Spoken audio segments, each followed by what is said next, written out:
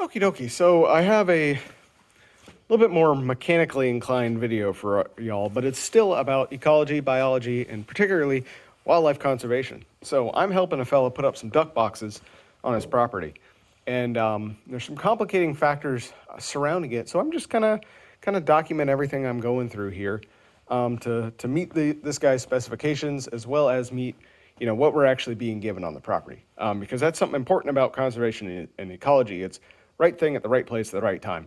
You can have all the initiative and money in the world, but you can't get ducks on your property if you ain't got a duck pond. And this guy doesn't have a duck pond.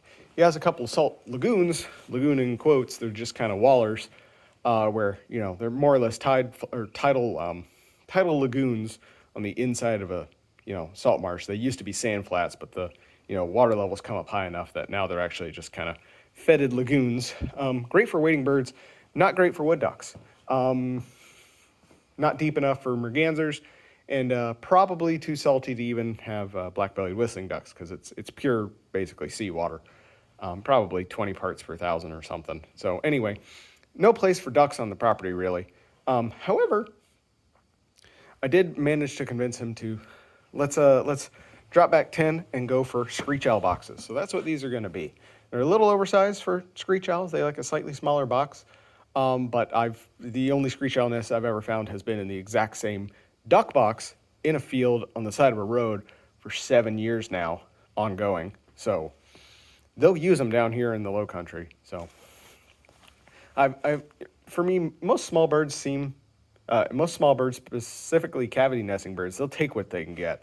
They're not too picky, they don't get to choose the exact size of the cavity they get to nest in. So these should be sufficient for a screech owl box.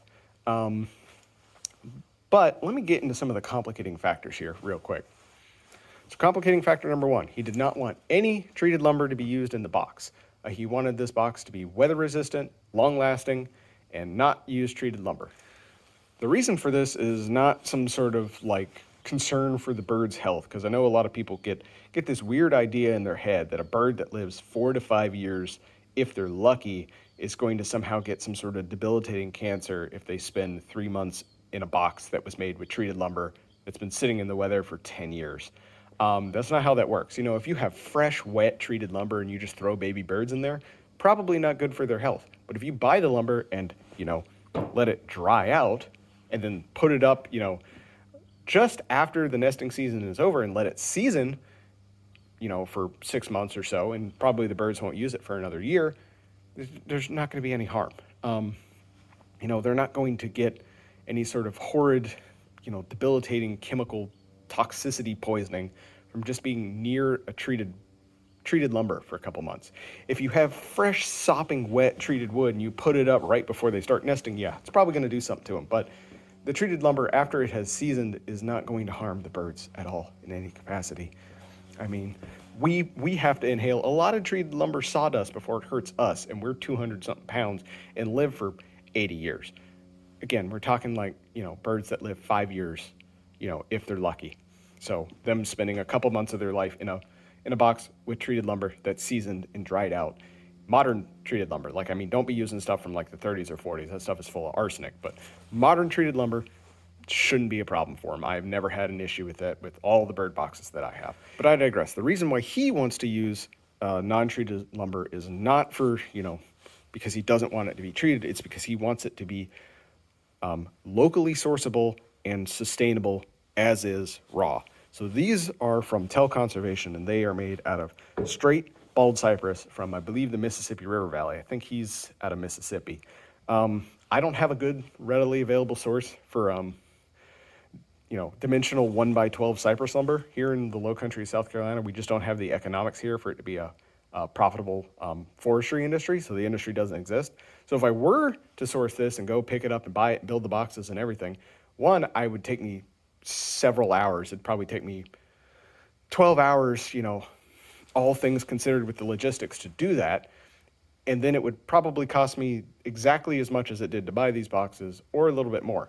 So it was actually easier for me to just buy these straight from Tell Conservation. So that's what I did. And they've been sitting in my garage for 6 months because of other complicating issues. But again, these are made out of bald cypress. That's a sustainable forestry in the Mississippi River Valley. It could be sustainable here in the floodplains of South Carolina. We just don't have the economics for it, so we don't do it here in the Low Country.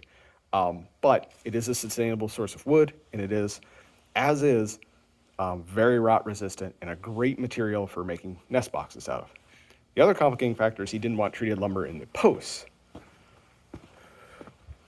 So because of that, I've had to spend the last 6 months trying to source these two southern red cedar logs. And thankfully we had another project at work that needed a minimum size red cedar logs of 9 inches for a 7-foot section. And this guy didn't quite make the cut. And it was a double-sized log. So it ended up having one perfectly sized, about 8.5-foot southern red cedar post. And this is Juniperus virginiana silicola, I think. And you can't ask for a better rot-resistant post wood here in the coastal plain of South Carolina. You know, this stuff is dense and it is hyper rot resistant. It is basically modern treated lumber, all natural. And it just has this gorgeous heartwood on it. When you cut this stuff fresh, it is royal purple, and it slowly oxidizes down to more of a fuchsia color like this. But I got these two logs. That one's perfectly sized. That one is a little bit oversized. So those are the red cedar logs that we're going to use for this. And so these will do perfectly, especially out there in the salt. Cedar, when you get salt spray on it, it lasts forever. Same with live oak, but cedar lasts actually longer than live oak, especially when it's salt soaked. So those will be perfect posts. Now, the other complicating factor is I need to get predator baffles for this. So this is a sheet of, I think, 28 gauge steel, might be 22. It's somewhere between 22 and 28. I haven't mic'd it out yet, but I salvaged this from an old air conditioner ductwork. So this was a 5-foot rectangular piece of air conditioning duct. Here's the actual frame ends for it, for where it mounted together. It was sort of just a single 5-foot piece out of a larger, just off the shelf thing. But I had no use for it. It's been sitting around the house here for like 10 years. It's from some other home improvement project some cousin talked my dad into doing, and they never did. But anyway, I took that, peeled the seam, or pulled the caps off of it, peeled the pinch seam, cut the worst side of the seam off, and then hammered the whole thing flat back into a 5 by 5 1/3 sheet of steel. And we're going to make two 45-degree conical baffles out of this. So I have a hole at 32 inches marked right there. And I have El Cheapo yardstick over here that I've drilled a 7/32 hole in, and about an 1/8 inch hole in over here at 32 inches. I just offset it for 1, so I wasn't trying to do it over here. So it's a 32 inch hole. And this perfectly fits the head of a Sharpie, like so. Boop. And with that, we'll be able to lay this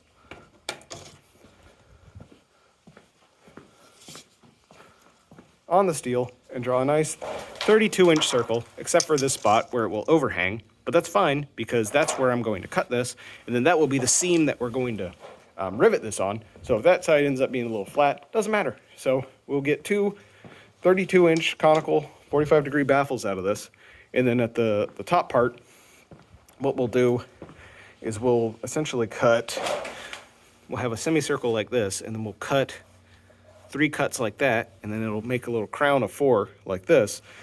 And then we can slide that down the actual post itself, and you just cut those slots wider as you go, and that'll allow you to go to a decreasingly wider diameter until it's a perfect snug fit.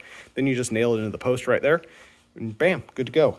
So this will get us 2 baffles out of this. It won't cost me anything, because sheet steel is horribly expensive, and it was going to be like probably close to $80 for me to get 2 baffles if I ordered them pre-cut, and like $60 just to get the sheet steel.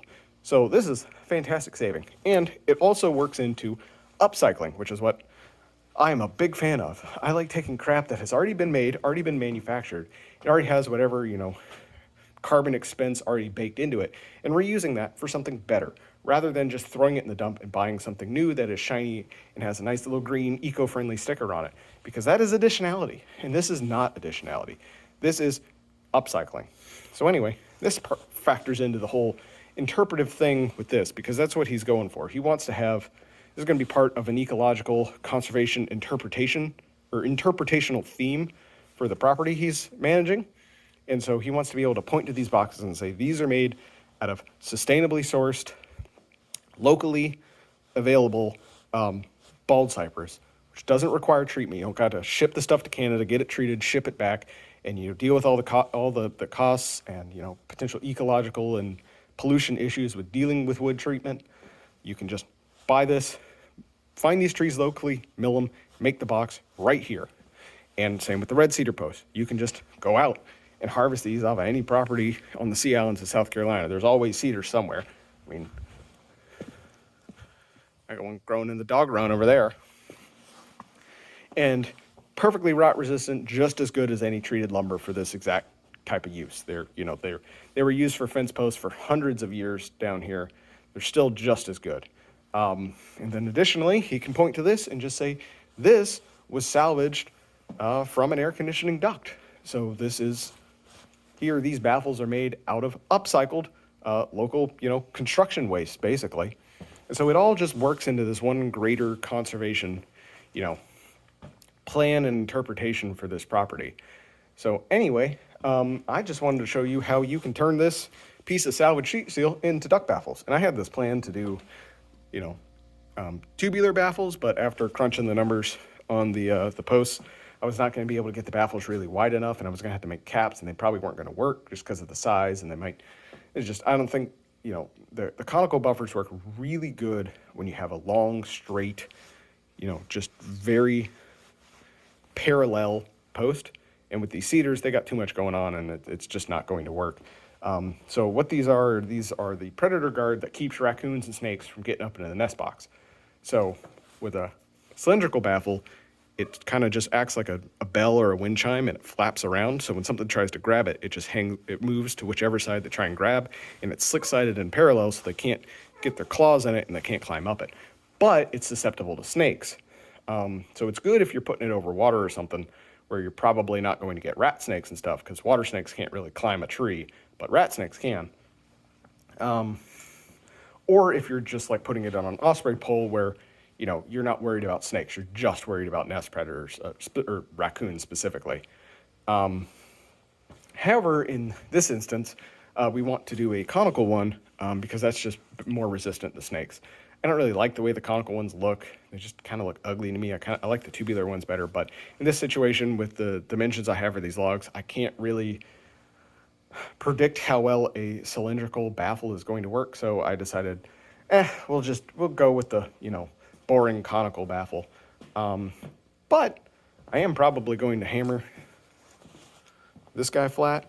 And then I think between this, which is another piece from this cockamamie plan, I don't know what its intended goal was for, and that's part of an old air conditioner condensation pan. I think I can make 2, maybe 3 baffles, or at least 1, maybe 2 conical or cylindrical baffles out of that. So I'll be doing that as well. So just wanted to bring in on this project and tell you what I'm doing it for, and also just show you how you can make baffles for free out of construction waste, upcycling and all that. So let's get to it. All right, so I'm lining out the cuts for the 2 baffles. And so what I've done is I've marked a hole right in the center of the circle I wanted. I'm doing a 64-inch circle. So right there in the center, I marked it, drilled out about an 1/8 inch hole, stuck a deck screw through it. And so I've just gone around the whole thing and scribed out a big 32-inch, a big 64-inch circle. And there's overlap on this side, but I'm not going to worry about that because that's the seam, because I'm going to draw a line all the way across this, cut this in half.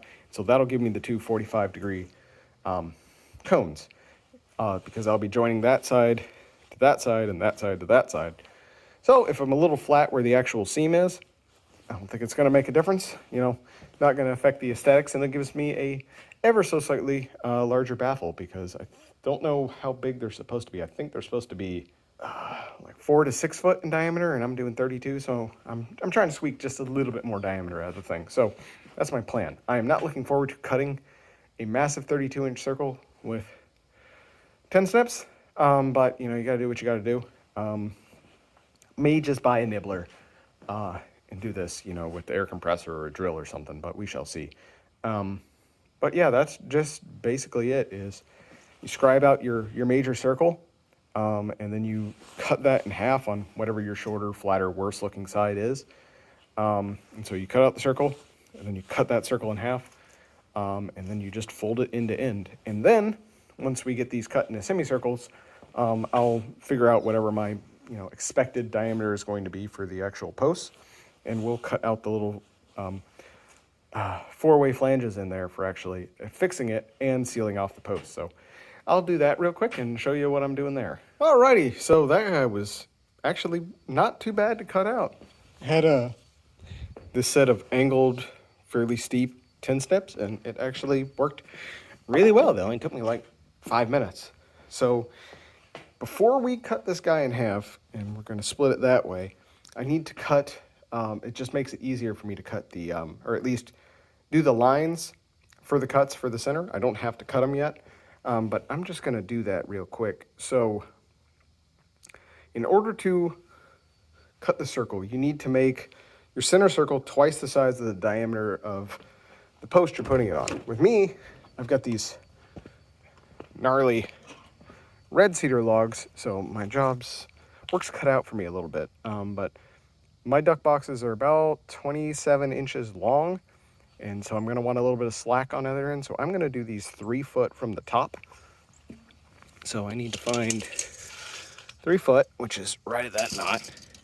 And so I'll probably do it just a little bit over that, maybe a little bit below it, and just find the diameter, which looks to be 7. This is ecology, not rocket science. It's much more complicated. But you don't have to be super precise on this. So this knot as well. That appears to be called 8.5. So let's go with 9. So we'll do an 18-inch circle in there as well as a 14-inch circle. And then what we're going to do is actually draw a starburst pattern. So we're going to cut it in 8s like a slice of pizza, and that'll end up with 4 wings on either side. So then when you fold those 4 wings up, you get a crown of 4 like this, of little tabs that you can then nail to affix this to the post, and that'll make it snake-proof. So I'm going to draw that real quick and just show you rather than trying to explain it with the old Italian hand. All right, so here's what I've got scribed out, and that looks interesting, symbolic. So it is 8. It's what I end up doing is this is 10-inch, 8-inch, 6-inch, and then I just mark the 9 and the 7 in there, which is probably what I'm actually going to need. And I have just marked that out into 8 basically pizza slices. And what we're going to do is just cut all the way across over here, and then we will cut from here to here all the way around. And then when we fold this up, we'll be able to bend each of those pieces up into a little sort of 4-way crown. And then that'll allow us to actually fit this onto the pole exactly. And so I'll just have the tin snips with me, and I'll take an exact diameter of what I want. And then you just trim to that exact diameter on the 4, and bend her up and send her on home. All right, so I've got one of these suckers mocked up, and it's pretty good. It's not round yet, but once I get the seam riveted, I can start beating on it with a mallet and bring these sides out a bit. That's pretty much what I'm going for, and these guys will fold up and then be tacked onto the actual trunk, and then that's what will seal everything up. So they'll be folded up and then rounded a little bit eventually, but this is generally what I'm going for at the moment. So I realized I needed to cut relief cuts so that I actually had a seam that I could pinch on. So that's what I did on this one, and I mocked out on that, and it seems to work pretty good. So I think I'm going to drill and rivet this thing real quick, and I've just got pop rivets. You can probably put this sucker together many different ways, but I have a pop riveter, so that's just what I'm going to do. Just some little 3/16 pop rivets, just about half dozen. Shouldn't need any more than that. It's not structural. All right, and there's one all riveted together. Let's just do it again. All right, now there's both of those done. So I just went ahead and cut that one all the way since I know it's going to need it. And there we are. That should keep a raccoon as well as a black snake out of there. And there's little holes in there. I can always hammer those into place and cinch stuff up and drop a little cap on it, so no big deal. Alrighty, so it looks like I'm not going to be able to do the boxes for many months, so this is all you're getting for this one. So that's how you can make some baffles out of some reclaimed sheet steel. Honestly, it took me, I don't know, maybe 2 hours, if that, but, you know, I do also semi-know what I'm doing. So anyway, yeah, that's really all it is for it, is just, you know, doing a little bit of, you know, mixing together sustainable forestry, upcycling, and locally sourced lumber to put together some duck boxes for a fella who wants to interpret this kind of stuff to the public. So anyway, if you like what I'm doing here, consider giving the video a like, comment. Tell me other cool sustainable bird box projects you can do. I have a feeling I'm going to end up with a lot of dimensional southern red cedar in the near future, and I'm wondering just how good that'll be for making bluebird boxes. Because I think red cedar could make some really pretty bird boxes. And if we do that, it'll show up here. But no promises on that. I don't have a mill, but I may end up with a fair bit of red cedar, so we shall see. And if you want to see that and other future projects, you got to subscribe. So smash that big gray button over there. Until next time, Tom out.